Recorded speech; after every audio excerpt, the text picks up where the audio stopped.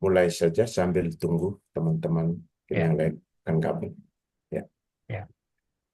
Selamat datang teman-teman sekalian. Selamat bergabung di dalam KKS tahun 2025.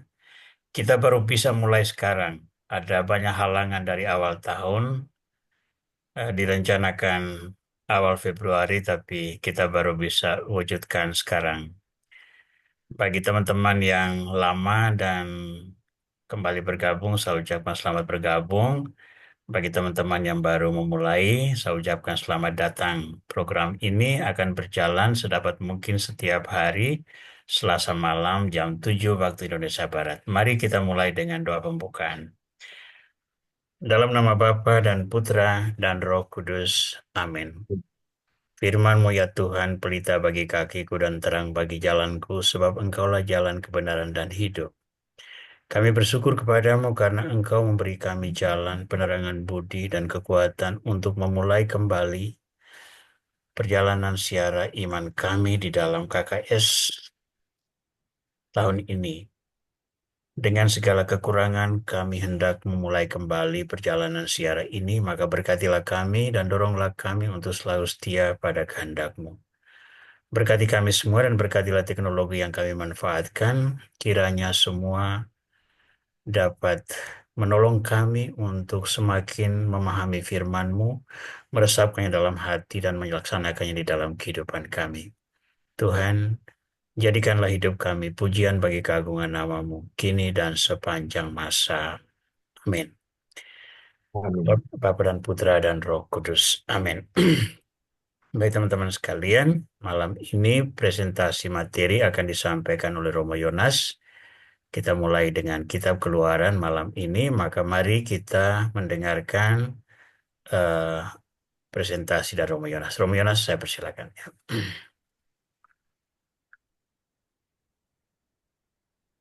Baik. Eh, Romo Aurel dan teman-teman imam, para suster CB yang saya lihat hadir, Bapak Ibu Saudara-saudari, kita bertemu lagi dalam kursus Kitab Suci, lanjutan Kitab Keluaran. Saya eh, berharap saudara-saudari sudah membaca teks ya yang saya revisi dari dalam grup karena di flyer salah. Dan teks-teks ini sudah sangat familiar ya karena berupa cerita yang sudah kita kenal dengan baik. Nah, semoga malam ini dengan pendalaman kita lebih memahami teks dan lebih dari itu kita mau mengambil nilai-nilai dari narasi ini untuk kehidupan kita. Saya beri judul Sungut-sungut orang Israel di Padang Gurun. Karena memang kata itu ya selalu muncul dari tiga teks yang akan kita dalami malam hari ini. Ini uh, skema pembahasan kita malam ini, pengantar, apa itu bersungut-sungut, lalu ada sungut-sungut orang Israel, tapi ada juga belas kasih Tuhan pada waktu krisis di Padang Gurun. Lalu berikutnya kita lihat bahaya bersungut-sungut dari teks itu, ya beberapa poin. Lalu yang berikutnya kita mau belajar dari sungut-sungut di padang gurun itu, ajaran-ajaran apa yang kira-kira kita bisa petik, lalu penutup.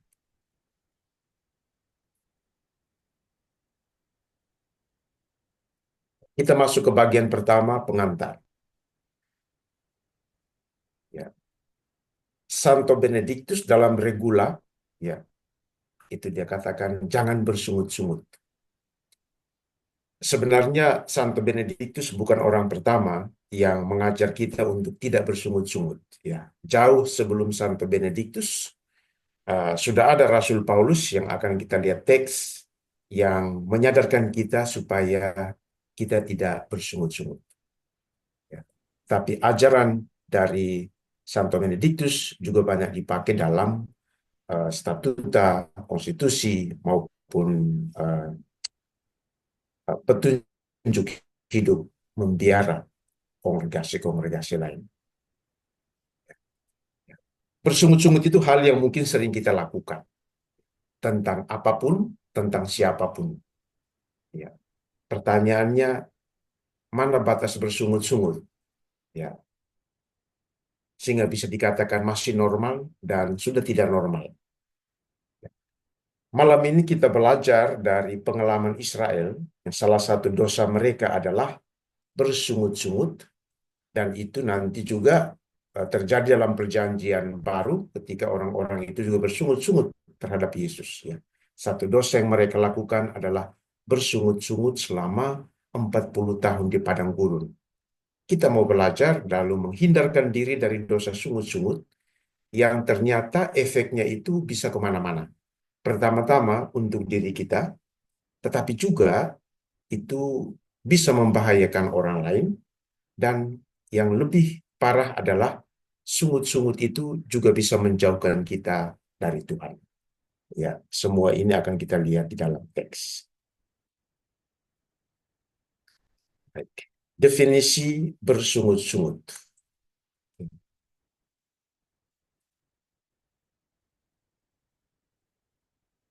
Menurut kamus Merriam-Webster, bersungut-sungut itu keluhan yang disampaikan dengan bergumam, suara rendah yang tidak jelas, tapi seringkali terus-menerus. Ya, jadi kita ngomel-ngomel ya di belakang, ya, tidak kencang suaranya, rendah, tidak jelas, tapi terus-menerus. Kalau untuk kami orang Timur, orang yang bersungut-sungut itu ya maaf, sedikit kasar, tapi selalu disamakan dengan apa ya, orang bilang pantat ayam ya. Coba lihat ya, yang selalu akan bergerak ya terus-menerus, tapi tidak jelas. Jadi itu orang yang bersungut-sungut. Ya, maka definisinya begitu. Ya. Bersungut-sungut biasanya berkaitan dengan sesuatu atau seseorang yang tidak memuaskan harapan. Jadi ini soal ekspektasi. Ya, ketika tidak sesuai dan diharapkan, maka sungut-sungut itu akan terjadi. Dalam teks kita akan melihat apa yang diharapkan Israel, tetapi di padang gurun mereka tidak langsung mendapatkan apa yang mereka harapkan. Maka mereka bersungut-sungut. Dalam terjemahan bahasa Inggris, ada dua kata yang dipakai, crumbling dan murmuring. Sama, ya, yang didefinisikan dengan baik, bersungut-sungut.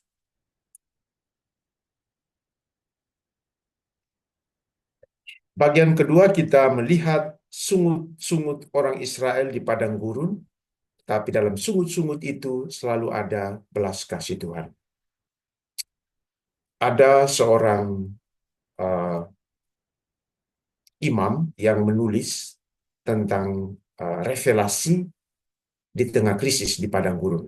Dia belajar mempelajari krisis-krisis yang dihadapi oleh orang Israel di padang gurun selama 10 tahun, tapi bagaimana Allah itu dengan caranya terus mewahyukan diri.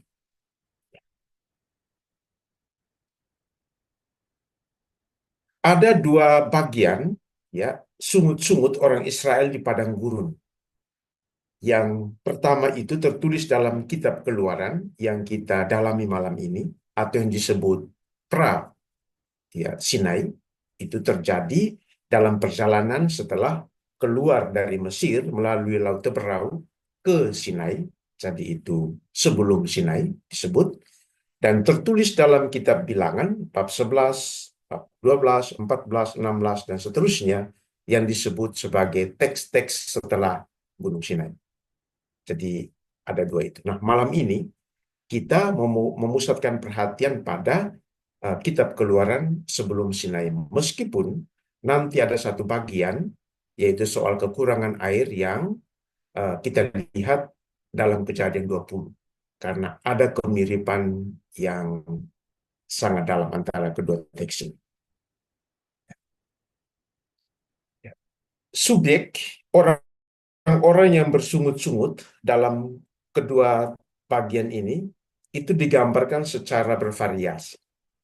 Ya, ada yang menyebut itu orang Israel, segenap umat Israel, dan bangsa Israel. Bahkan beberapa teks dikatakan bangsa yang jahat. meskipun kata tidak digunakan, tetapi dari sikap mereka yang betul-betul ya mengabaikan kemurahan Tuhan, ya disebut sebagai bangsa yang jahat.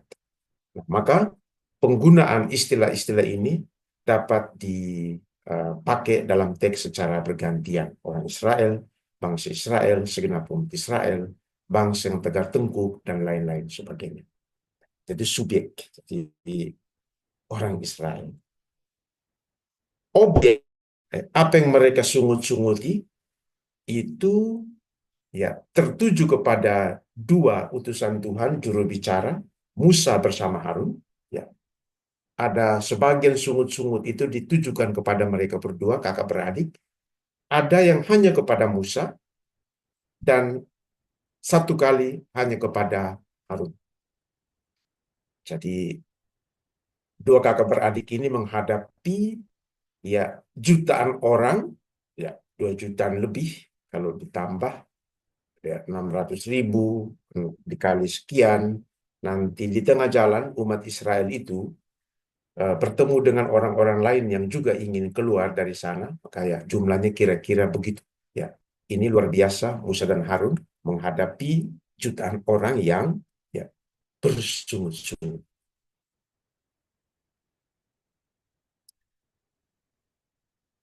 Terhadap sungut-sungut Israel, ya kita harus mengakui bahwa meskipun Musa dan Harun ditunjuk oleh Tuhan sebagai pemimpin, tetapi kepemimpinan mereka itu dimungkinkan atau hanya bisa karena campur tangan Tuhan. Ya. Seandainya kepemimpinan Musa dan Harun hanya mengandalkan kemampuan manusia, mungkin mereka sudah menyerah. Barangkali pengalaman Musa dan Harun itu juga pengalaman kita. Ya. Kalau bukan karena Tuhan, ya mungkin kita sudah lama menyerah dengan apa yang menjadi tanggung jawab kita, baik dalam keluarga, di kantor, di masyarakat, di gereja, dan di mana. Maka salah satu bidang baru dalam studi kitab suci adalah tentang biblical leadership. Salah satunya tentang Musa. Maka nanti setelah kita menyelesaikan kelima kitab Musa, kita akan mendalami tema-tema khusus. Salah satunya tentang kepemimpinan Musa. Karunia Allah yang diberikan, tetapi ini juga membutuhkan skill untuk memimpin, menuntun orang-orang Israel. Begitupun Paulus. Ya, salah satu bidang baru yang didalami adalah Pauline Biblical Leadership. Ya, itu perkembangan studi kitab suci. Baik, jadi Tuhan yang memungkinkan itu terjadi. Musa dan Harun menyadari kenyataan ini karena kadang-kadang mereka mengatakan bahwa bangsa itu bersungut-sungut bukan untuk ditujukan kepada diri mereka, melainkan kepada Tuhan. Maka ketika Musa dan Harun menjadi sasaran sungut-sungut, sasaran utamanya adalah Tuhan, yang artinya bangsa Israel berusaha untuk menggeser posisi Yahweh sebagai Tuhan selama di padang gurun. Maka nanti di peristiwa Masa dan Meriba, itu puncaknya mereka mulai meragukan kehadiran Tuhan. Apakah Tuhan ada di tengah-tengah kita atau tidak? Ini yang paling berbahaya ketika orang sampai pada titik itu.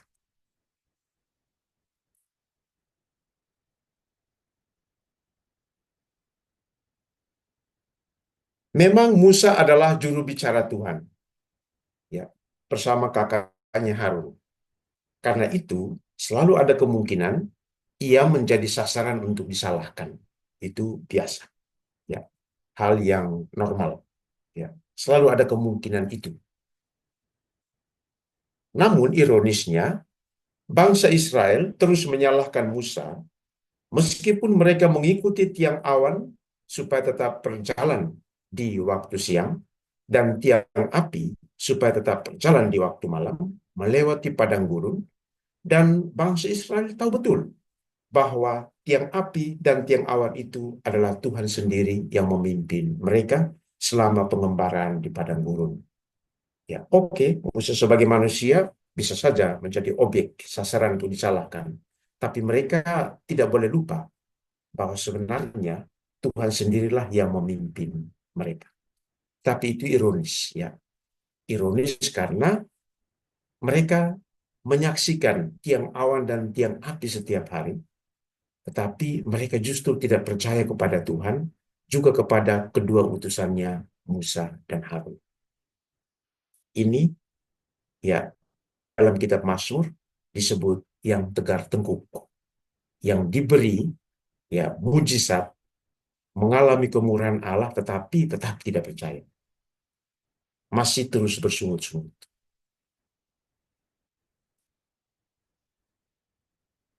Kita lihat tiga teks, ya, dari narasi sungut-sungut bangsa Israel, yaitu yang pertama, bersungut-sungut karena air yang pahit.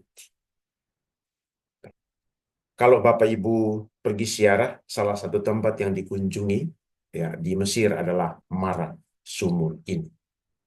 Maka memang betul, eh, dengan mengetahui geografi kecil, teristimewa padang gurun, minimal dalam pikiran kita, kita bisa mengerti, ya, dalam batas yang normal, ya, mengapa orang Israel itu bersungut-sungut.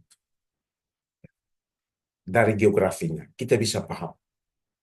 Sebagaimana saya ceritakan beberapa waktu lalu, 2019 ketika ziarah dan pertama kali tiba di sumur Mara, ya, di Mesir, pendeta yang bersama saya pertama kali beliau berziarah, dia langsung katakan kepada saya, Romo, saya dari sisi manusia akhirnya paham kenapa orang Israel dulu bersungut-sungut.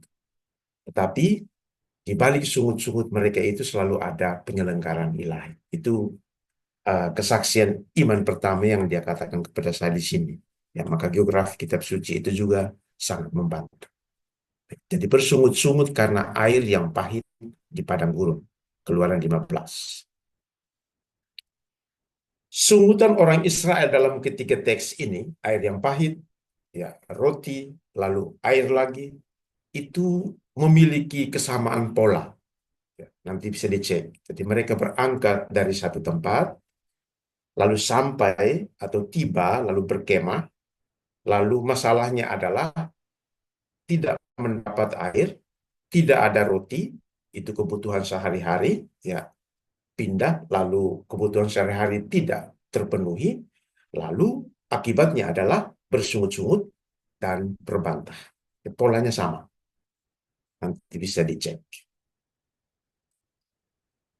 Air dan roti adalah kebutuhan dasar manusia yang menyebabkan orang Israel bersungut-sungut.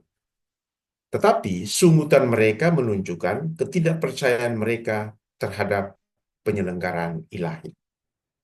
Memang, ya, berjalan di padang gurun dalam waktu yang lama, ya, padang gurun yang adalah tempat yang kering dan tandus, tempat yang diidentikan dengan tidak adanya kehidupan yang baik, tanpa penyelenggaraan ilahi pasti sulit.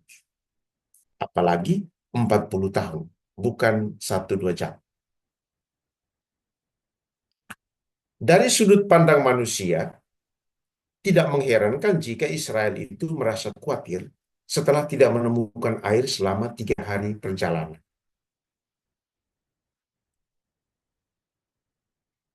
Mereka tiba di Mara dengan harapan dapat menemukan air, sebab kemungkinan air mereka sudah habis diminum atau membagikannya kepada binatang. Karena nanti dalam teks yang berikut, ya, ternak-ternak mereka itu juga terancam mati karena ketiadaan air.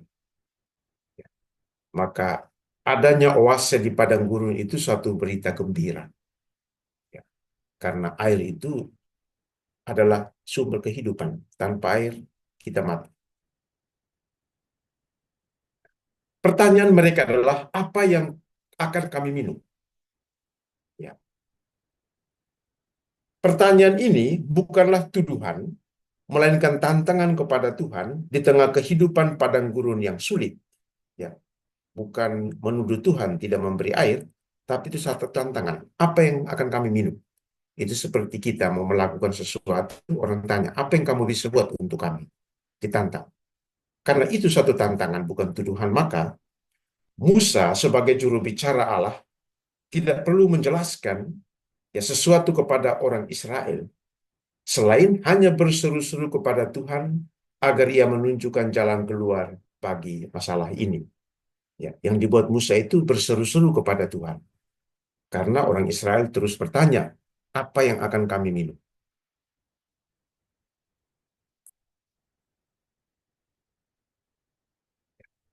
Air di Mara itu pahit, maka nama tempat itu Mara artinya pahit.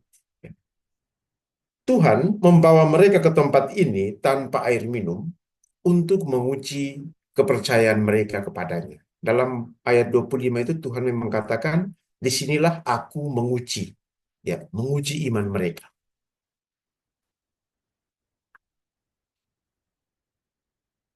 Jadi sungut-sungut orang Israel itu mengungkapkan kurangnya kepercayaan dan kesabaran mereka kepada Tuhan. Ya, meskipun secara manusia kita bisa paham, tetapi sungut-sungut itu melampaui apa yang kita lihat dengan mata telanjang manusia. Itu kurangnya kepercayaan dan kesabaran Tuhan.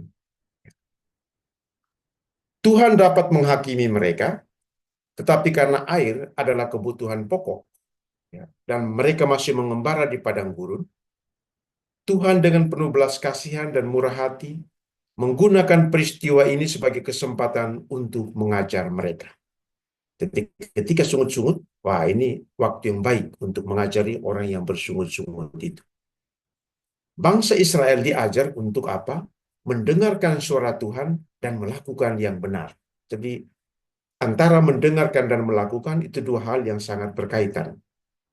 Nah, kalau mereka mendengarkan suara Tuhan di tengah krisis, dengan kesulitan, maka mereka akan bertindak benar sesuai dengan apa yang disuarakan oleh Tuhan. Jadi, ya, diajar untuk bagaimana membuka telinga ketika dalam krisis, ya, bagaimana tetap melakukan yang benar, tidak menyimpang ketika kita lagi dalam kesulitan. Itu Tuhan mengajar Israel untuk itu. Memang harus kita akui, ya, kenapa Tuhan mengajar mereka untuk mendengarkan dan melakukan. Karena ada kecenderungan ketika orang mengalami penderitaan dan krisis yang hebat, telinganya itu terlalu berat untuk mendengarkan suara Tuhan dalam berbagai cara dan mengikuti apa yang menurutnya baik. Jadi orang kemudian bisa hambar, ya, untuk apa lagi? Mendengar nasihat-nasihat yang baik, ya, mendengar anjuran-anjuran atau peneguhan, ya, sudah terlalu berat. Ada kecenderungan itu. Karena sudah terlalu berat untuk mendengar, maka apa yang dia lakukan adalah mengikuti apa yang menurutnya baik, bukan apa yang diperintahkan oleh Tuhan. Ya. Tantangan pertama ketika kita mengalami krisis adalah mendengar. Mereka juga diajar oleh Tuhan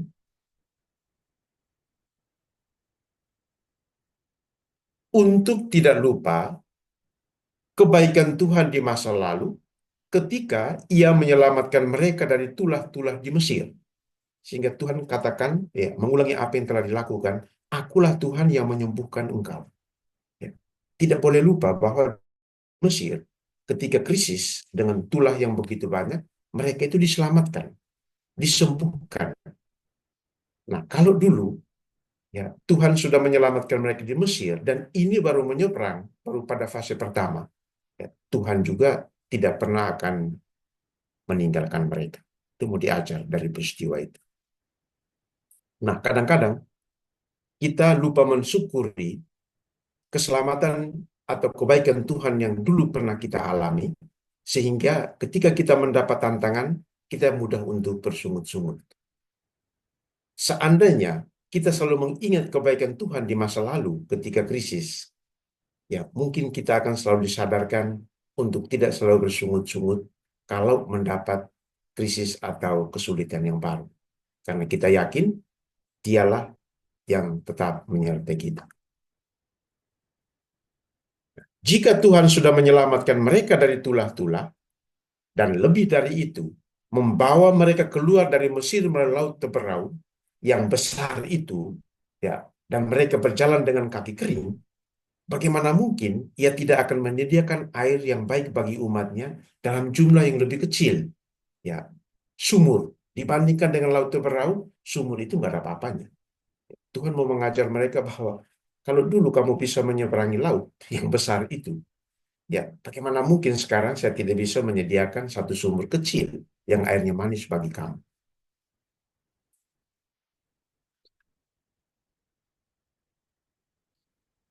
Belas kasih Tuhan di tengah krisis di padang gurun ditunjukkan melalui dua hal.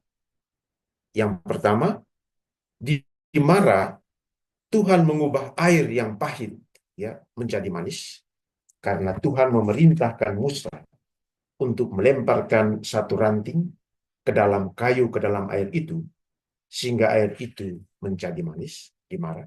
Jadi kepahitan menjadi manis, itulah ya revelasi Tuhan di tengah krisis.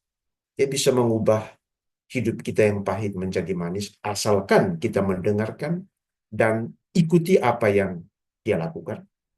Dan yang kedua, di Elim ya Tuhan menyediakan 12 mata air dan 70 pohon kurma.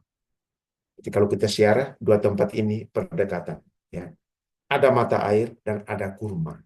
Dua-duanya itu berkaitan sebab di padang gurun indikasi atau tanda untuk tahu bahwa ada sumber mata air di tengah gurun adalah adanya pohon-pohon. Jadi Tuhan menunjukkan kemurahannya, belas kasihnya di tengah krisis itu dengan mengubah yang pahit menjadi manis dan menyediakan mata air yang lebih banyak dengan pohon-pohon kurma yang bisa menjadi makanan orang-orang Israel.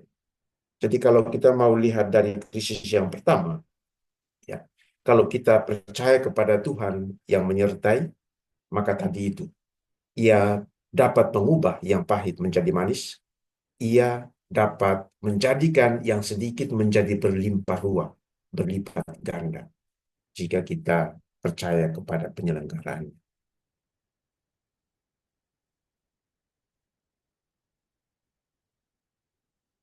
Sungut-sungut yang kedua adalah tidak ada roti.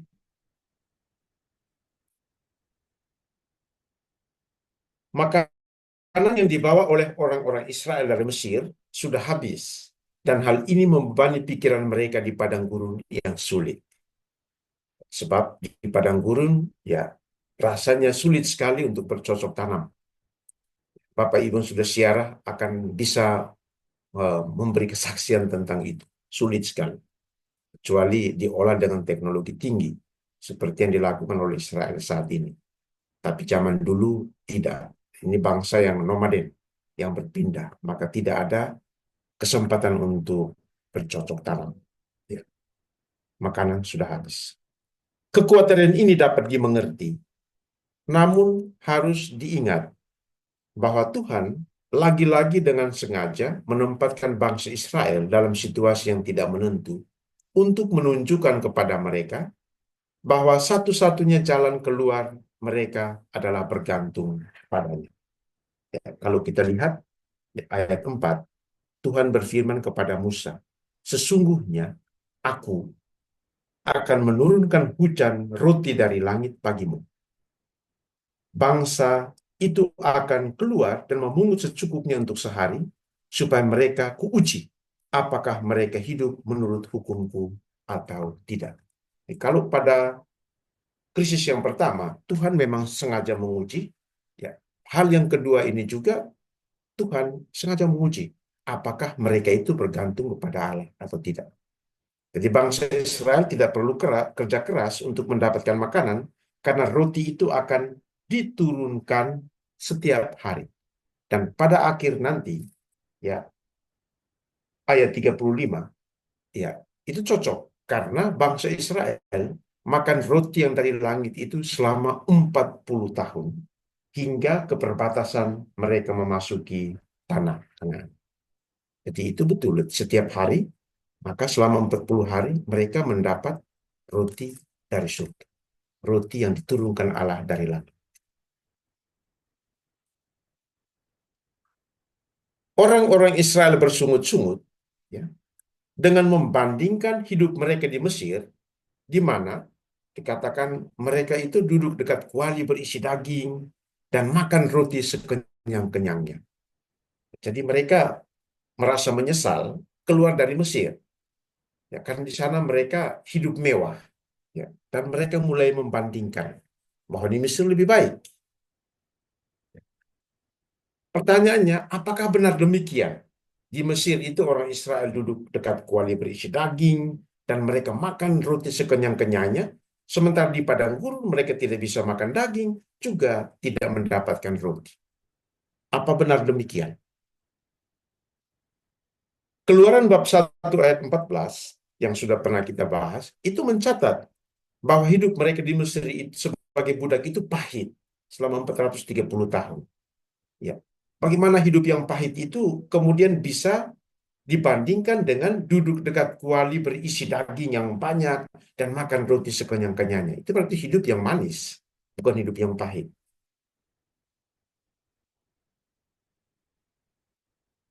Alasan kedua adalah ya perbandingan orang Israel ya membandingkan hidup di Mesir dan di padang gurun itu terasa berlebihan.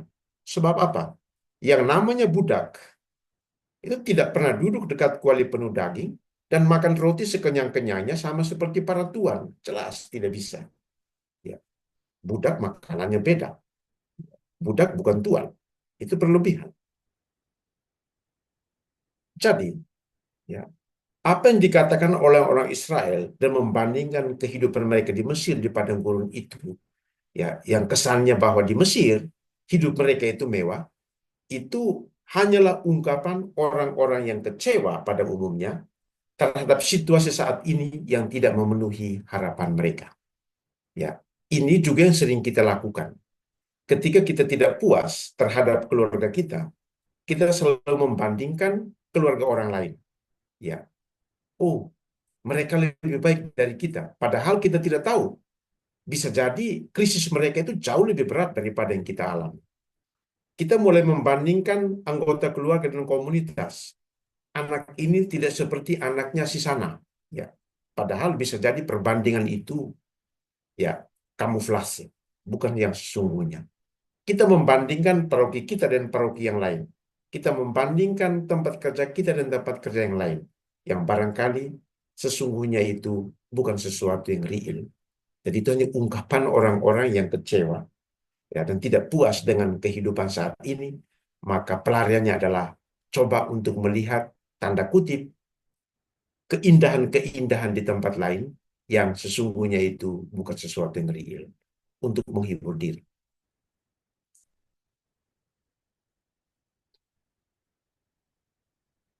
Kelaparan di padang gurun itu menggerus kepercayaan mereka bahwa Tuhan tidak lagi bersama mereka dan mereka menuduh Musa dan Harun membawa keluar dari Mesir hanya untuk mati di padang gurun. Ya.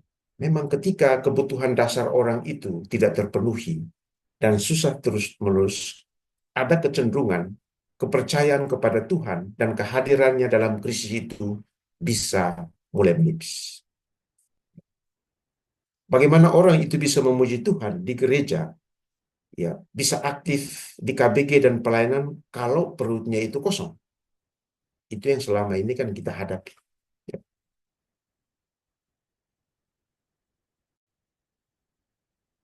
Di tengah krisis roti di padang gurun, Tuhan menunjukkan belas kasih-Nya kepada umat yang bersungut-sungut dengan memberi mana. Ya. Apa itu mana? Mana itu bahasa Ibrani, ya, dari dua kata man dan hu, yang secara literer artinya apa itu. Ya, jadi itu man, man dan hu. Man itu apa? Ya, hu itu. Jadi mana itu nanti terjemahan dari bahasa Latin, ya, dari yang berasal juga dari uh, Septuaginta, ya, perjanjian lama yang diterjemahkan ke dalam bahasa Yunani. Tapi akar katanya dari kata Yunani, Ibrani, manku, yang artinya apa itu. Jadi ketika pagi-pagi embun itu menguap, tampak pada permukaan padang gurun sesuatu yang halus, tipis seperti sisik, halus seperti embun beku di bumi. Lalu orang Israel, karena tidak tahu benda apa itu, maka mereka bertanya, apa itu? Itulah mana. Lalu Musa menjelaskan kepada mereka bahwa itulah roti yang diberikan Tuhan kepadamu untuk menjadi makanan. Maka mana itu adalah kemudian disebut roti yang diberikan oleh Tuhan, yang diturunkan Tuhan setiap hari dari langit. Maka Mazmur kemudian katakan itu roti dari langit. Yesus kemudian mengatakan bahwa itu roti dari surga dalam Injil Yohanes. Ya. Tetapi roti yang dari surga yang dimakan oleh nenek moyang itu, mereka mati, ya, tidak membawa mereka kepada kehidupan kekal, ya, untuk bertahan secara fisik, tapi roti dari surga yang adalah Yesus itu efeknya adalah membawa orang sampai kepada kehidupan kekal. Itulah bedanya. Nah, dengan menggunakan mana, ya, untuk mengajar tentang dirinya sebagai roti hidup yang turun dari surga, ya, orang-orang Kristen Yahudi yang paham pengalaman nenek moyang di padang gurun yang diberi makan roti dari surga oleh Tuhan, itu mudah untuk mengerti. Maka penting dalam pengajaran, dalam khotbah, dalam katekese, kita selalu mencari ya sesuatu yang kontekstual, yang bisa dimengerti oleh orang, ya, yang bisa menyentuh apa yang mereka alami atau apa yang mereka tahu. Dan Yesus selalu sangat kontekstual. Umat Israel makan mana selama 40 tahun di padang gurun. Itu sesuai dengan kata-kata Tuhan sendiri dalam bab 16 ayat 4, bahwa setiap hari ia akan menurunkan hujan roti dari langit. Maka plok, 40 tahun berkelana di padang gurun, setiap hari mereka makan roti yang diturunkan oleh Tuhan dari langit. Sungut-sungut yang ketiga adalah tidak ada air.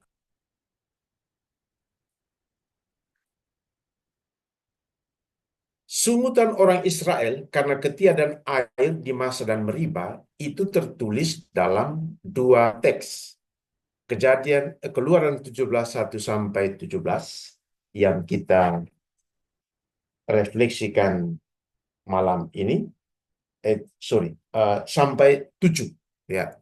Nanti saya perbaiki, dan Bilangan 20 ayat 2 sampai 13. Kalau kita lihat susunan cerita, jalan cerita dan kata-kata yang digunakan dalam kedua teks ini itu hampir sama. Maka sebagian ahli berpendapat bahwa kedua kisah ini berasal dari sumber yang berbeda, tetapi kemudian digabungkan. Karena misalnya dari nama tempat, ya, Keluaran 17 menyebut dua tempat di Massa dan Meriba, sedangkan Bilangan 20 ada yang hidupkan mikrofon, mohon dimatikan supaya tidak mengganggu yang lain. Sedangkan Bilangan 20 hanya menyebut satu tempat, yaitu Meriba. Jadi nanti boleh dibandingkan, ya, dua teks ini. Meski keduanya memiliki persamaan, tetapi juga ada perbedaan di antara kedua teks ini. Ya, perbedaan yang sangat mencolok adalah ini. Dalam Keluaran 17, Musa diperintahkan untuk memukul batu dengan tongkat sebanyak 1 kali, supaya batu itu mengeluarkan air, dan Musa taat, ia berbuat demikian. Jadi Tuhan perintahkan pukul batu itu 1 kali, ya, dan Musa berbuat demikian. Sedangkan dalam Bilangan 20, Tuhan itu perintahnya berbeda. Dia tidak menyuruh Musa untuk memukul batu, tetapi dia memerintahkan Musa untuk katakan kepada batu itu. Jadi kalau mau dibuat narasi, Musa harus katakan, "Hei batu, keluarkan air." Katakan. Ya, tetapi Musa bukan mengatakan kepada batu itu, malahan dia memukul bukit batu itu dengan tongkat sebanyak 2 kali.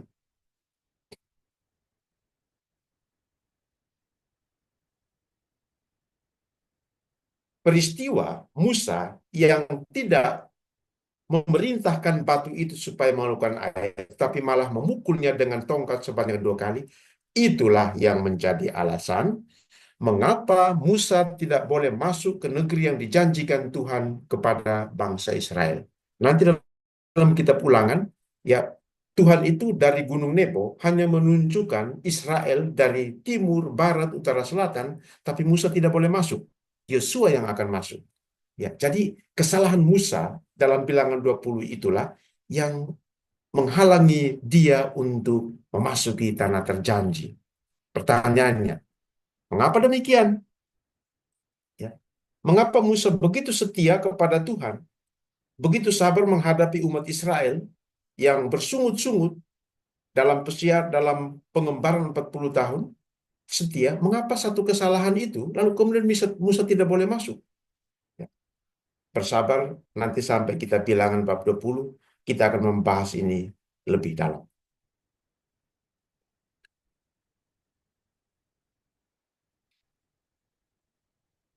Kekurangan air dalam hidup manusia, apalagi di padang gurun, yang kering dan tandus adalah masalah besar.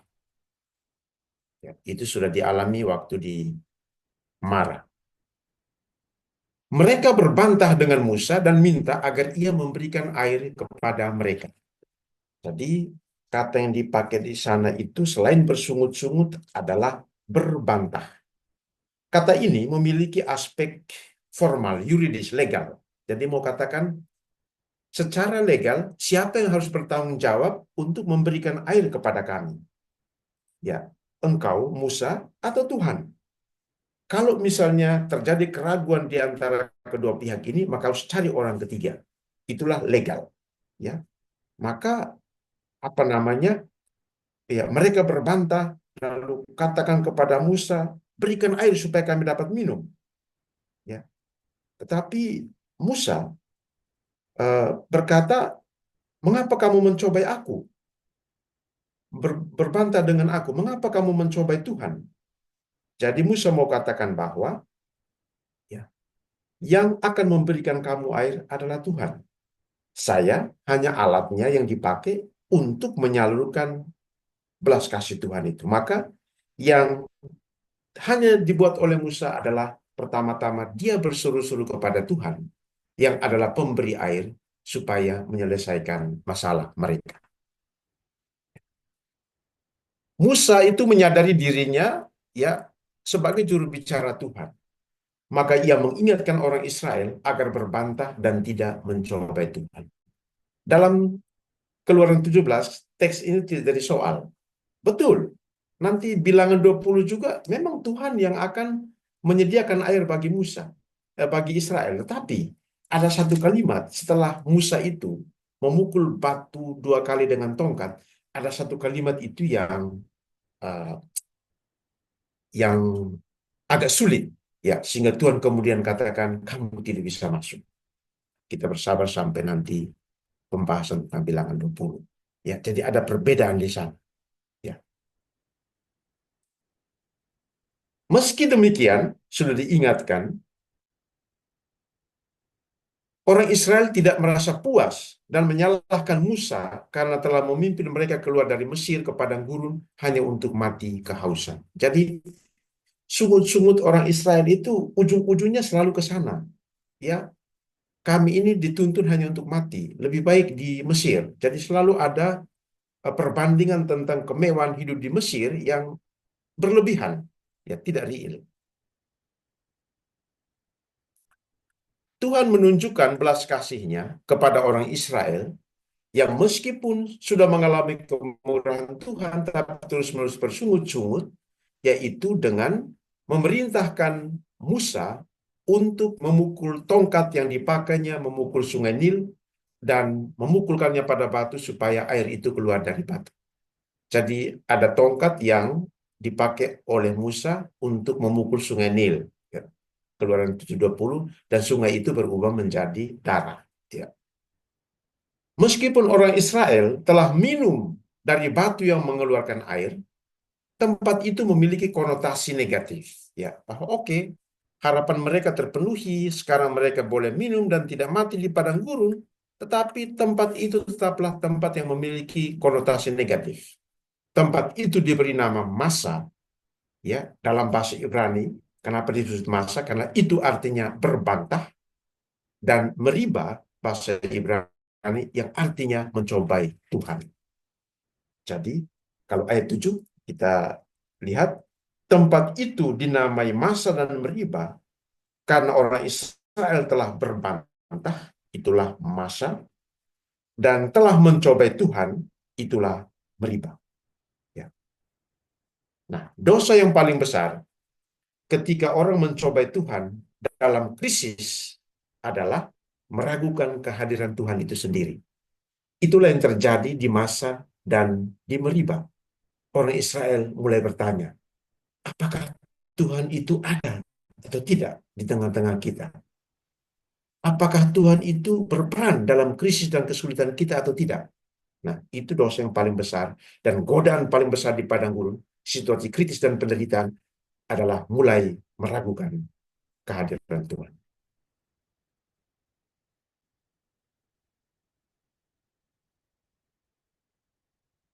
Karena ini dosa yang besar, maka sang pemazmur kemudian mengingatkan kita setiap hari. Mazmur yang selalu didoakan oleh para imam dan suster, bruder dan awam yang sekarang mulai tergerak untuk berdoa berzikir. Ya, bisa diakses di e-Katolik itu ya. Itu pada ibadat harian.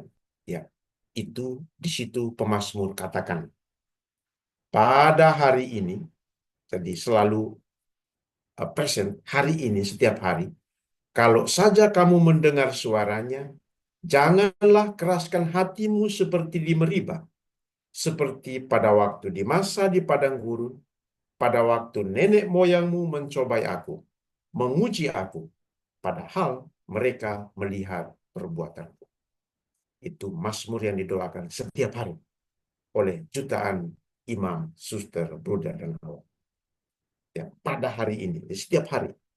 Jangan keraskan hatimu seperti yang terjadi di Meriba ketika orang itu mencobai Tuhan, di Masa ketika berbantah-bantah dengan Tuhan, seperti yang dilakukan nenek moyang. Ya, padahal dalam kesulitan, dalam krisis, perbuatan besar Tuhan itu selalu ditunjukkan. Barangkali kita juga seperti ini ya. Tuhan sudah kasih itu, ini dalam kesulitan, tapi kita masih tetap keraskan hati, kita masih bersungut-sungut, mengeluh setiap hari, sehingga membuat orang lain juga mulai bosan. Ya, Tuhan juga kemudian ya, ya bisa mengecam kita sebagai orang-orang yang keras hati. Mungkin baik ya, pagi-pagi ya, ucapkan Mazmur 95 ayat 7 sampai 9. Cukup ini supaya tidak tegar hati, supaya percaya kepada Tuhan setiap hari bahwa dalam krisis sekalipun perbuatannya selalu ada.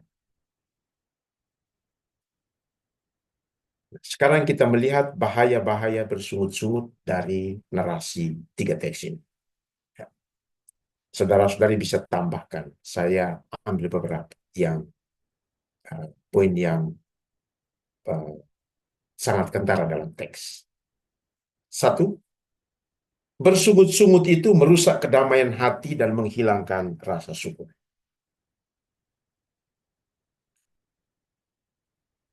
Paulus katakan, lakukanlah segala sesuatu, apa saja, ya, semuanya tanpa bersungut-sungut dan berbantah-bantah. Ya, dua kata ini yang dipakai di padang gurun. Ya, bersungut-sungut dan berbantah-bantah. Ya, lakukan, jangan dengan semangat itu. Ya, sungut-sungut dan berbantah-bantah. Harus berkelahi dulu, harus adu mulut dulu, harus bersungut-sungut dulu. Itu merusak kedamaian hati dan menghilangkan rasa syukur. Orang yang bersungut-sungut itu selalu memberi reaksi berlebihan atas kekurangan dan tidak beres dalam hidup yang menyebabkan hilangnya damai dan rasa syukur dalam dirinya. Harus kita akui, hidup kita juga satu padang gurun yang semuanya tidak selalu baik, kurang, juga selalu ada ketidakberesan, bahkan krisis. Tapi kalau kita memberi reaksi yang berlebihan, maka yang ada itu kita tidak pernah merasa tenang dan kita kehilangan rasa syukur atas apa atau siapa yang diberikan oleh Tuhan. Paus Fransiskus ketika berbicara kepada para keluarga beberapa tahun lalu, beliau katakan, kita tidak menikah dengan orang yang sempurna. Kita juga tidak memiliki anak-anak yang sempurna. Kita juga tidak memiliki orang tua yang sempurna. Meski demikian, bersyukurlah. Kalau kita sungut-sungut terus tentang orang-orang dekat, memang kita tidak pernah akan damai, ya, dan tidak pernah akan ada rasa syukur. Orang yang bersungut-sungut selalu melihat masalah dalam hidup, ya, selalu saja seperti orang Israel, memang ada masalah, tapi juga mencari-cari masalah untuk membenarkan ketidakpuasan dan kekecewaannya, bukan melihat jalan keluar dari masalah tersebut yang disediakan oleh Allah. Musa dan Harun memiliki mata yang sebaliknya. Betul, ada masalah, tetapi mereka melihat jalan keluar yang disediakan oleh Allah. Maka mereka tidak henti-hentinya berseru-seru mohon pertolongan dari Allah. Yang kedua, bersungut-sungut membuka pintu bagi banyak kesulitan yang lain. Mungkin kita pernah mengalami siklus bersungut-sungut yang kalau itu terus dilakukan akan semakin buruk. Mari kita lihat ya polanya dari 3 narasi ini. Kita bersungut-sungut dan akibatnya adalah lebih banyak kesulitan. Dengan kata lain, bersungut-sungut yang tiada henti tadi itu, jadi harus dipahami definisinya tadi, yang terus-menerus ya tanpa kedengaran kencang, itu menempatkan diri kita di bawah kesulitan-kesulitan lain yang lebih besar. Apa sungutan Israel di padang gurun? Sungutan mereka adalah, kami akan mati di padang gurun. Lebih baik kami di Mesir. Padahal di Mesir juga hidupnya itu pahit sekali. Jadi mati di padang gurun itu bukan janji Tuhan. Tuhan telah berjanji untuk membawa mereka ke tanah perjanjian. Namun mereka berulang kali berkata, Engkau membawa kami keluar untuk mati di padang gurun. Jadi kalau terus bersungut-sungut, maka selalu kesulitan-kesulitan besar itu akan datang dengan sendirinya, menyiksa diri kita. Dan kita kemudian percaya bahwa kematian atau kesulitan itu tidak pernah akan bisa diselesaikan.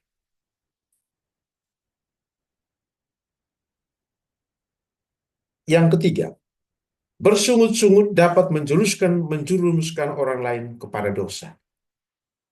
Jadi ada aspek sosial dari bersungut-sungut yang efeknya itu bisa mencelakakan orang. Ya. Musa dan Harun itu pemimpin-pemimpin yang hebat, yang memang harus kita akui kesabaran mereka yang luar biasa menghadapi sungutan orang Israel di padang gurun selama puluhan tahun. Ya. Ada seorang yang pernah berkata kepada saya, seorang bapak keluarga, dia kagum dengan Musa soal kesabarannya. Dia bilang, waduh, Musa ini menghadapi jutaan orang luar biasa sabarnya. Meskipun nanti pada akhirnya dia juga kehilangan kesabaran itu. Saya yang berhadapan dengan beberapa orang dalam rumah saja kadang-kadang mau dibuat gila.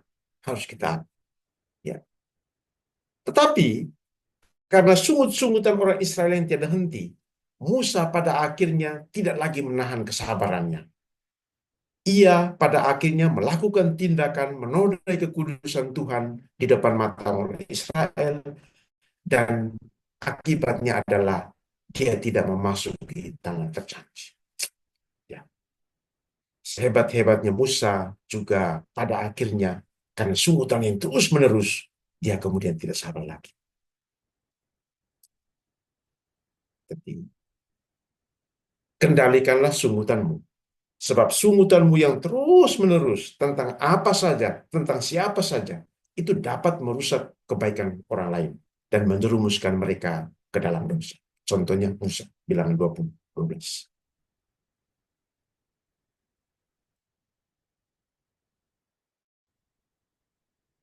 Yang keempat, bersungut-sungut menjerumuskan manusia kepada keraguan akan Tuhan dan keterlibatan Tuhan dalam hidup. Selain tempat yang tandus dan kering, padang gurun itu tempat pencobaan. Ya, lihat pencobaan Yesus dalam Injil Matius dan Injil Lukas. Di sanalah roh jahat itu tinggal. Di padang gurun, yang adalah tempat pencobaan, si jahat itu selalu menggoda manusia untuk menyerah dan menyangkal Tuhan serta kehadiran dalam hidup manusia termasuk di saat-saat krisis. Ya, si jahat selalu katakan, ya, berhentilah berjuang, berhentilah percaya. Ya, bahkan juga bisa menggunakan ayat-ayat kitab suci yang seperti yang dikatakan kepada Yesus. Ya, seperti dikatakan, luar biasa si jahat itu. Sedangkan sebaliknya, Tuhan itu selalu berkata, jangan takut, aku menyertai kamu sampai akhir zaman. Dalam perjanjian lama, versi aku menyertai kamu juga banyak diucapkan oleh Tuhan. Ya, termasuk perjalanan di padang gurun yang kering dan tandus itu. Ketika kita terus-menerus bersungut-sungut kepada Tuhan dan sesama, kita memutus masa depan kita yang telah dirancang oleh Tuhan dan meragukan Tuhan. Apakah Tuhan ada di tengah-tengah kita atau tidak? Apakah Tuhan campur tangan dalam krisis dan penderitaanku atau tidak? Maka hati-hatilah terhadap sungut-sungut. Karena itu bisa menggerus iman akan Tuhan dan penyertaannya. Bagian yang terakhir adalah, ya, selalu ada nilai di balik sesuatu yang buruk. Ada ajaran-ajaran dari sungutan orang Israel di padang gurun. Yang pertama, ya, percaya kepada penyelenggaraan ilahi, Providentia Dei. Sungutan orang Israel, yang meskipun secara manusia dapat dimengerti, tetapi secara iman itu dapat dilihat sebagai kurangnya kepercayaan kepada Tuhan yang menyediakan segala sesuatu. Air kurang, tidak ada, air pahit dibuat jadi manis. Ya, bahkan dibuat berlipat ganda. Tidak ada roti, tiap hari diturunkan roti. Dan seterusnya, dan seterusnya. Kita disadarkan untuk percaya kepada penyelenggaraan Tuhan, termasuk dalam situasi-situasi sulit di padang gurun. Tuhan selalu hadir di tengah-tengah krisis padang gurun. Orang yang memiliki kepercayaan ini, itulah yang akan selalu melihat kehadiran Tuhan di tengah krisis. Ajaran yang kedua, dari segi leadership, menjadi pemimpin yang tangguh seperti Musa dan Harun. Musa dan Harun menghadapi banyak sungutan dan keluhan dari orang-orang Israel, ya, terlepas dari ketaatan mereka kepada Tuhan. Kita semua adalah pemimpin dengan dibaptis menjadi raja, itu pemimpin dalam berbagai tingkat, pemimpin dalam keluarga, dalam komunitas, ya, di kantor, di masyarakat dan gereja. Kita dapat belajar untuk tetap setia dan tangguh seperti Musa dan Harun, bahkan ketika kita mengalami ketidakpuasan dari mereka yang kita pimpin, yang bersama kita, mengalami perlawanan dan penolakan dalam hidup. Ya, itu dari segi biblical leadership. Ya, karena tidak semua yang berada bersama kita, yang kita pimpin, itu selalu sepakat dan setuju dengan kita. Maka kita perlu belajar untuk tetap tangguh dan setia.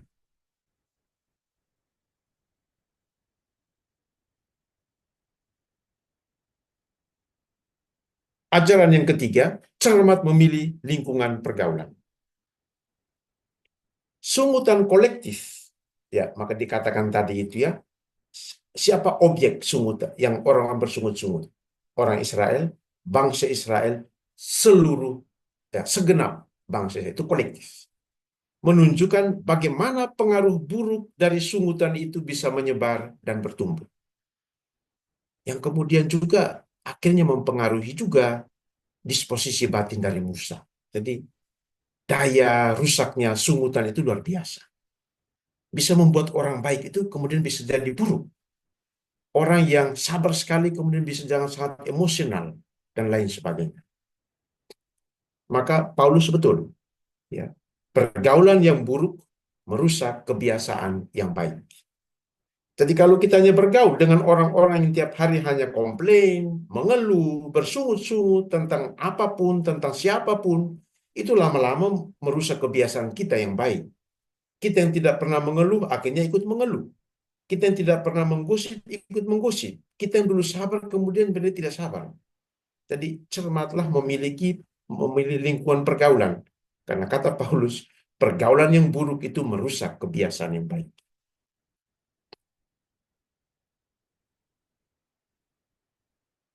Kita disadarkan dari tiga narasi ini untuk menyebarkan pengaruh positif bagi orang lain dalam lingkungan pergaulan kita, yaitu memiliki rasa syukur, memiliki iman ya di tengah kesulitan. Itu yang harus kita sebarkan. Bersyukur dan memiliki kepercayaan akan penyelenggaraan ilahi. Ya, kalau dekat dengan orang-orang seperti ini, kita dikuatkan Tuhan melalui mereka ketika kita mengalami krisis di padang gurun.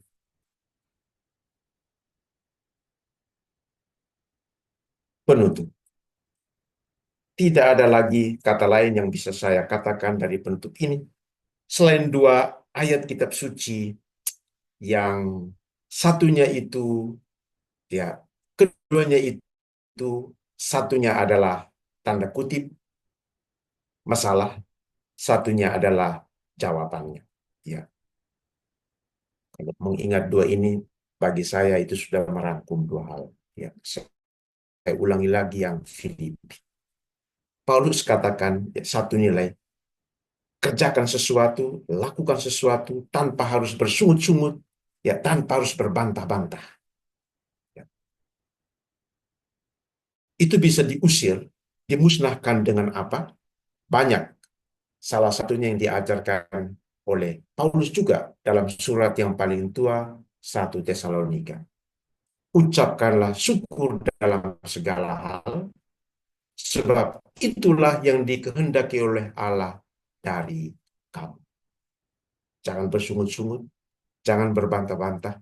Biasakan untuk selalu bersyukur tentang apapun, tentang siapapun. Terima kasih.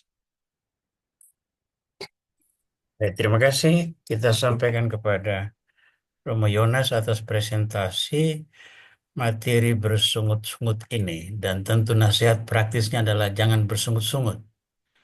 Karena kalau terlalu bersungut-sungut, juga nanti wajahnya yang cantik, yang ganteng itu jadi kurang cantik dan kurang ganteng. Itu efek sosialnya. Baik teman-teman sekalian, kita masuk dalam eh, apa eh, periode diskusi atau sharing. Anda boleh menulis pertanyaan pada kolom chat. Di sana di kolom chat juga saya sudah kirimkan link bagi yang belum tapi ingin bergabung dengan WA Group, nanti diklik di sana untuk masuk ke dalam WA Group Bible Community of Batam ya. Nah, sekarang saya persilakan dulu siapa yang mau bertanya, silakan hidupkan mikrofon, beri kode angkat tangan, dan mohon sampaikan pertanyaan secara singkat dan jelas. Saya persilakan. Apakah ada? Pak Pias, silakan. Malam Romo, mau bertanya Keluaran 16 ayat 8 Romo, tapi yang bagian bawah eh, apalah kami ini bukan kepada kami sungut-sungutmu itu tetapi kepada Tuhan itu yang berhubungan sama apa berbantah dengan Tuhan gitu Romo.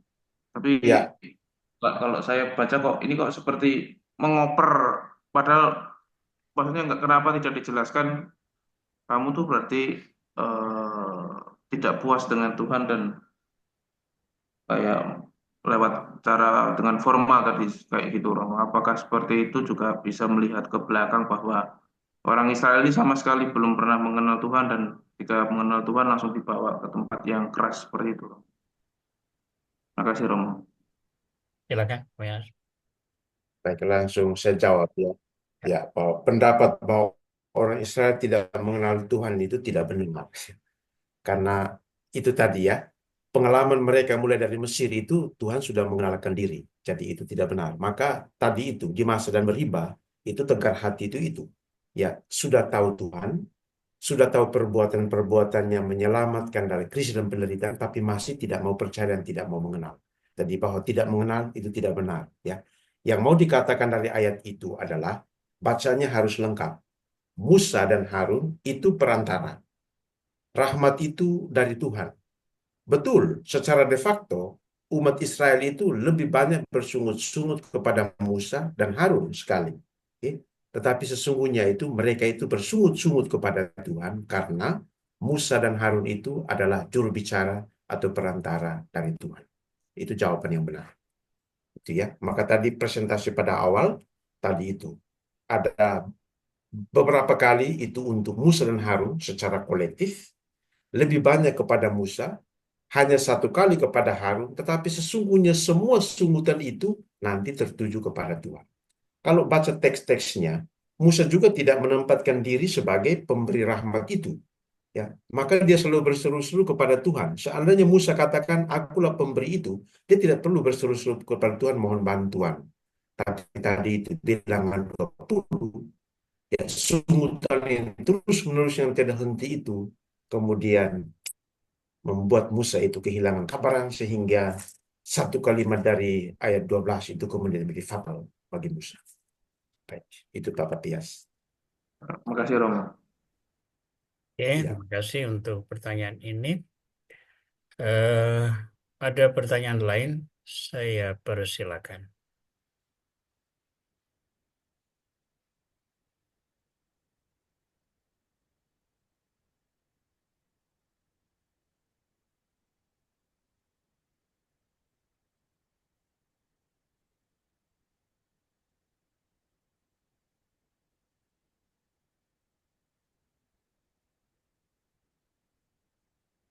Nah, ini ada sebuah pertanyaan sederhana dari Bu Susanti ya.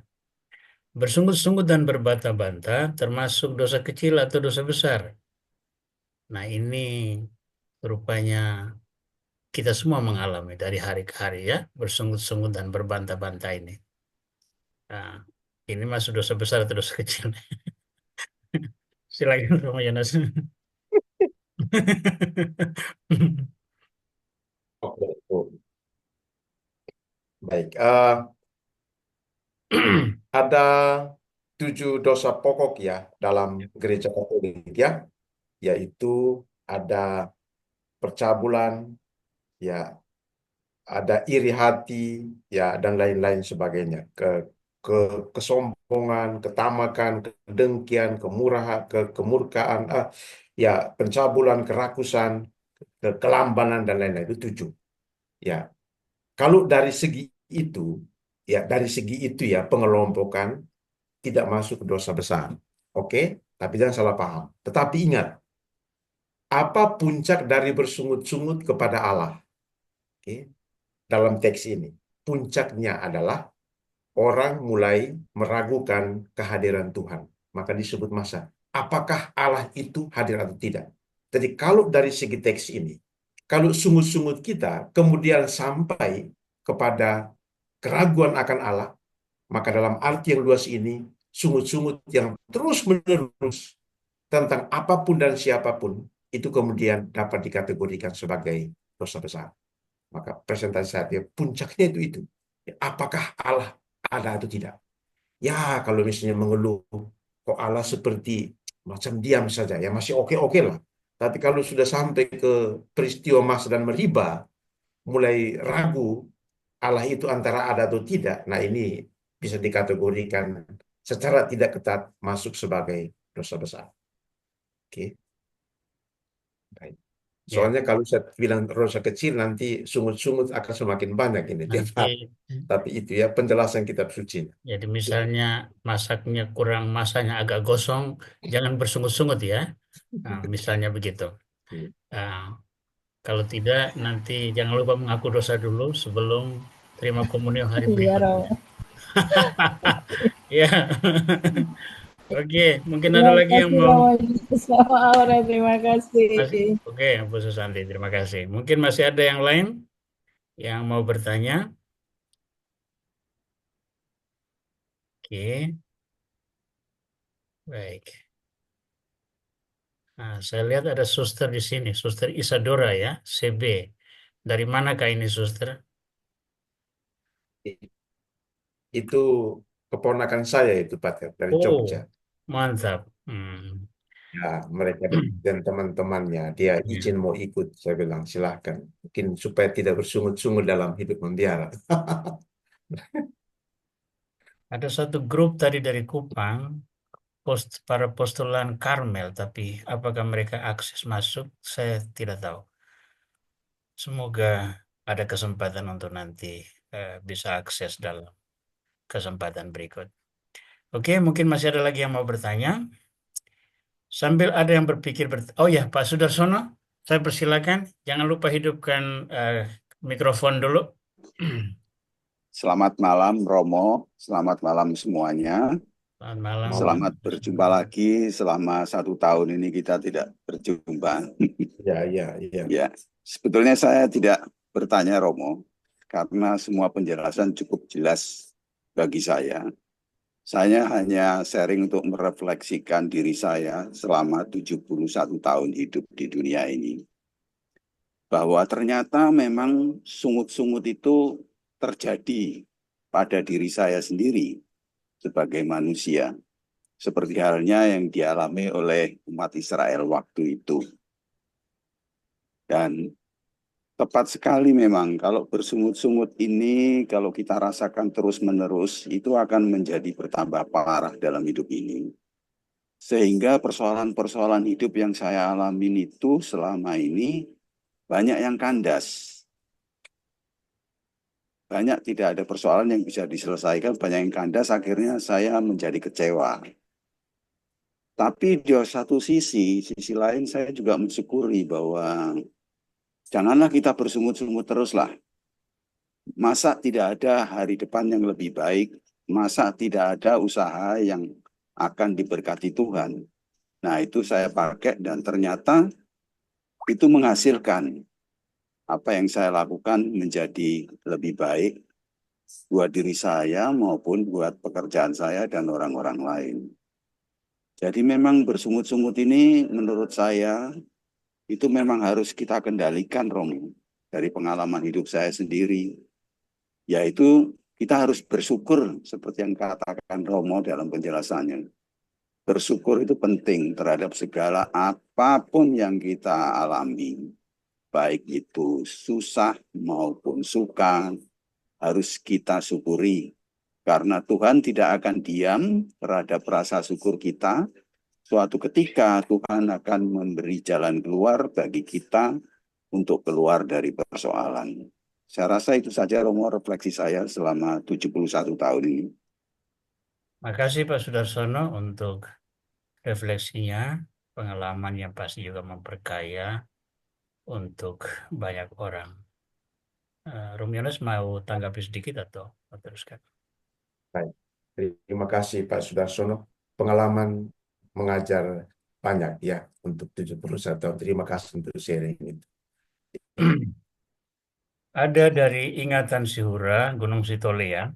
Musa tadi dikatakan bahwa dia termasuk orang sabar. Bukankah dari sumber lain disebut Musa tidak jadi masuk ke Kanaan karena ia tidak sabar, sehingga memukul batu dengan tongkat. Bagaimana dengan kenyataan ini? Itu tadi sudah disinggung ini, tapi mungkin diperdalam lagi sedikit untuk memberi masukannya. Ya, Pak Ingatan Sihura, terima kasih. Tadi saya sudah singgung beberapa slide ya. Saya tulis di situ kita menanti sampai bilangan 20. Ya, memang bacaan kita kemudian masih harus berlanjut. Itulah yang kemudian saya katakan bahaya dari sungut-sungut itu punya aspek sosial yang bisa merusak orang. Ya, contohnya Musa ini. Betul, dia sabar sekali ya. Tapi bacaan itu terus nanti ke bilangan 20. Ya, nanti kita akan bahas. Saya memberi sedikit clue untuk ini supaya Pak ingatan nanti bisa tidur. Kalau tidak nanti dia WhatsApp saya terus ini. Kawan baik, gini. Dia sabar, ya. Betul.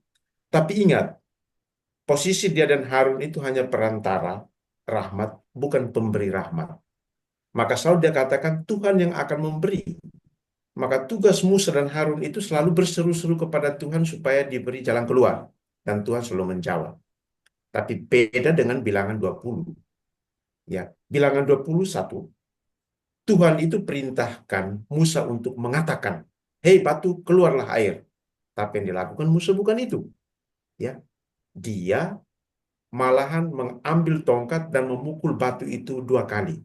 Oke, so far masih mungkin bisa saja toh. Yang penting batu itu keluarkan air kan kalau kita mau berargumentasi. Betul. Oke, meskipun dia tidak taat, tapi ingat kalimat yang sebelum memukul batu itu apa yang dikatakan oleh Musa. Itu kalimat itu penting. Ya, bilangan 20 ayat 9b 10. Musa bilang begini, dengarlah hai orang-orang durhaka. Dan itu tadi itu orang Israel, bangsa Israel itu orang durhaka. Apakah kami harus mengeluarkan air bagimu dari bukit batu ini? Kata lainnya begini, dengarlah orang-orang durhaka Israel. Harusnya Tuhan itu yang mengeluarkan air bagi kamu, bukan kami. Apakah kami? Bukan. Harusnya Tuhan. Tapi Tuhan tidak keluarkan. Maka apa? Itulah setelah dia berkata demikian, dia memukul bukit batu itu 2 kali. Dia mau katakan, lihat ini loh. Saya ini loh. Lihat hebat kan? Ya, padahal Tuhan tidak suruh untuk pukul. Untuk katakan, saya hebat kan? Dan Tuhan langsung katakan, engkau tidak percaya akan perintahku hanya untuk katakan, dan depan umat Israel kau telah menodai kekudusanku. Ya, jadi sebenarnya kalau mau dikatakan apa kesalahan paling besar dari Musa ini? Dia mengambil posisi Allah. Orang bisa tidak taat kepada Allah. Orang bisa melawan, tetapi kalau orang itu memposisikan diri seperti Allah, apalagi mengambil posisi Allah, itu tidak bisa dimaafkan. Maka Tuhan bilang, karena dosa itu, kau tidak boleh masuk. Dan nanti di Ulangan, bab 3, ayat 28, Tuhan bilang, ya, Yosua lah yang akan menyeberangkan bangsa Israel ini, dia memimpin mereka masuk ke negeri yang kau lihat itu, tetapi engkau tidak boleh masuk. Ya. Pertanyaan lanjutannya, Pak, ingatan. Lah, Musa tidak masuk tanah janji. Apakah dia masuk surga? Jawaban saya, iya. Dari mana buktinya? Ketika transfigurasi di Gunung Tabor, Yesus berbicara dengan tokoh perjanjian lama ini. Dalam perjanjian lama, hanya orang yang hidupnya baik yang bisa berhadapan muka dengan Allah dalam kerajaannya.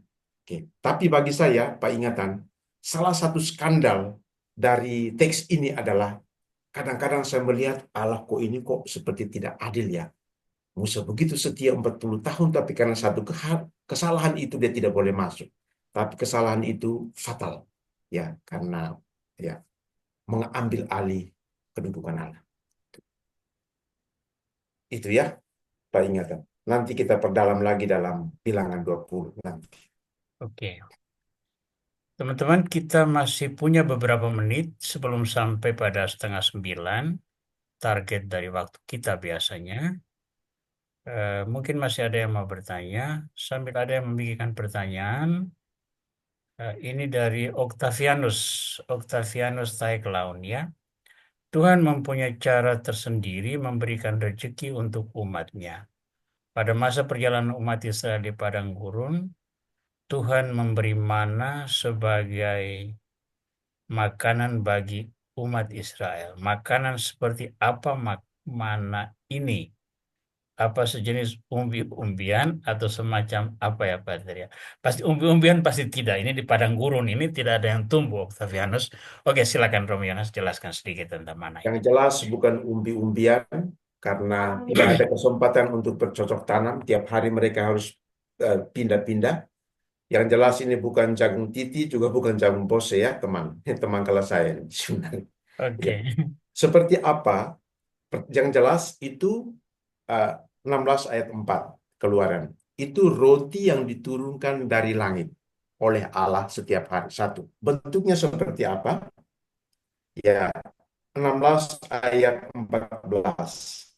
Ya, halus, tipis seperti sisik, halus seperti embun beku di bumi. Jadi kalau seperti itu ya dia tipis-tipis, dia halus dan agak padat karena beku, seperti roti yang kalau kita masukkan ke kulkas. Kira-kira seperti itu. Ya, itu gambaran yang tentang mana. Tapi mana sendiri itu artinya ya apa itu Apa itu? secara literer. Ya, karena karena umat Israel ketika tadi itu ya roti yang turun itu halus, tipis seperti sisik, halus seperti umben beku, lalu mereka tidak tahu namanya, maka mereka tanya kepada Musa, apa itu? Itulah arti literer dari mana. Ya. Lalu Musa katakan, itu roti yang diturunkan oleh Tuhan dari langit. Itu ya, ya man dan hu Ibrani. Oke. Baik teman-teman, kita sudah mencapai 8.30, maka kita juga harus eh, mencapai akhir dari pertemuan kita malam ini ya. Tadi siang kita sudah kirimkan link untuk KKS panjang tahun 2025 ini. Link itu tidak pernah berubah ya, jadi tiap kali cukup klik link yang ada, walaupun setiap menjelang hari Selasa itu akan dikirimkan informasi, tapi siapa tahu ada yang eh, apa lupa atau apa, save link ini supaya itu menjadi pintu masuk setiap KKS pada hari Selasa. Romo Yunus mungkin sedikit beri gambaran untuk minggu berikutnya. Baik, minggu berikut Selasa depan eh, kita akan berbicara tentang Keluaran bab 19 dan 20 dengan fokus pada ke-10 firman. Jadi mohon dibaca karena itu berkaitan ya 19 dan 20, Keluaran bab 19 20. Baik itu untuk Selasa depan. Baik, kita ucap terima kasih untuk Baik, sebelum tutup, Pater Aurel mau ngomong sesuatu untuk program ini, program program ini. Pater mulai Jumat. Ya, Oh ya, yang tentang program saya ya. ya. Baik teman-teman, untuk 4 bulan ke depan ini KKS kita akan dipandu oleh Romo Yonas saja. Ya, Romo Aurel break sebentar, jalan-jalan dulu, ya, pergi merantau dulu. Namanya aki kalau sudah mulai swak itu harus di-charge. Jadi saya akan kembali sekitar awal Juli. Maka saya ucapkan selamat untuk tetap menjalankan acara ini. Siapa tahu dari tempat saya bisa pantau satu-satu kali saya muncul, ya itu artinya saya punya kesempatan untuk itu. Eh, Semoga KKS kita selalu memberikan apa ya semangat untuk terus mencari, dan saya harapkan yang terbaik untuk teman-teman sekalian agar KKS berlangsung, dan mohon tetap setia karena ini tidak hanya semata-mata untuk kami sebagai penyelenggara, tetapi juga teman-teman sebagai warga gereja yang turut serta mengobarkan kecintaan umat Katolik pada Alkitab sebagai satu sendi pokok ajaran iman kita. Di samping tradisi dan magisterium, kitab suci adalah sendi utama yang menjadi sumber dari segala pengajaran iman kita.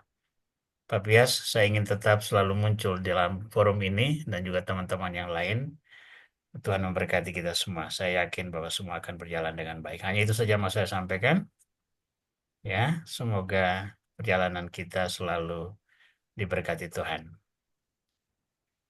Baik, saya ucap terima kasih untuk acara malam ini, dan seperti biasa kita akan menutup dengan doa. Saya memohon agar masing-masing orang akan diberi em, keyakinan untuk terus menggali, terus membaca, terus mendalami dan terutama juga merenungkan firman kini supaya bisa menjadi pedoman hidup setiap hari. Mari kita berdoa menutup acara kita dan memohon berkat Tuhan. Dalam nama Bapa dan Putra dan Roh Kudus. Amin. Bapa yang Maha Kasih, kami bersyukur kepadamu atas kasih karuniamu yang memberikan kami hidup. Kami bersyukur kepadamu atas firman-Mu yang Kau wariskan kepada kami, yang menjadi penuntun hidup kami. Kami bersyukur kepadamu atas daya-daya iman yang Kau tumbuhkan dalam hati kami, agar kami terus mendalami firman-Mu, meresapkannya dalam hati, memahami, dan terutama menghayatinya sebagai perwujudan cinta-Mu kepada umat manusia. Semoga perjalanan hidup kami di tahun jubileum ini menjadi jalan yang menjadi satu sumbangan kami dalam persiaran umat Allah, sehingga semua boleh merasakan kehadiran-Mu yang penuh cinta dalam harapan yang tak pernah terpadamkan. Semoga Tuhan senantiasa melimpahkan kasih karunia-Mu pada kita semua dan akhirnya menjadi kekuatan bagi kita untuk menggapai gerbang surgawi. Dalam nama Kristus kami berdoa, terpujilah Engkau kini dan sepanjang masa. Amin. Tuhan bersamamu. Amin. Semoga kita sekalian diberkati Dan bersama Tuhan yang rohmu. Maha Kuasa, Bapa dan Putra dan Roh Kudus. Amin. Tuhan memberkati semua.